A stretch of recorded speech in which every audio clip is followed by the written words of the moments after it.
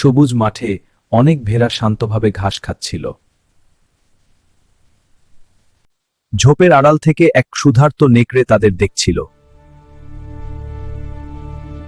নেকড়ে ধীরে ধীরে ভেড়াদের দিকে এগিয়ে এলো। একটি বুদ্ধিমান ভেড়া সাহস করে সামনে দাঁড়ালো। আজ তোমাদের মধ্যে একজনকে আমি খাবো।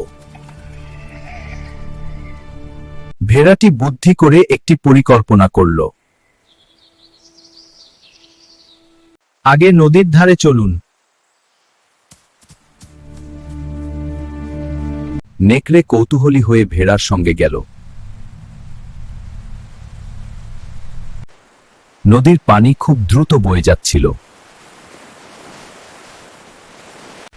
আপনি আগে পানি খেয়ে নিন। কেন? এটা ভদ্রতা। বুদ্ধিমান। নেকড়ে নদীর ধারে ঝুঁকে পানি খেতে লাগলো।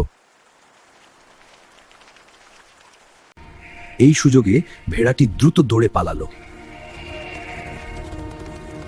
নেকড়ে বুঝতে পারল ভেড়া তাকে বোকা বানিয়েছে। ভেড়াটি নিরাপদে তার দলের কাছে ফিরে গেল।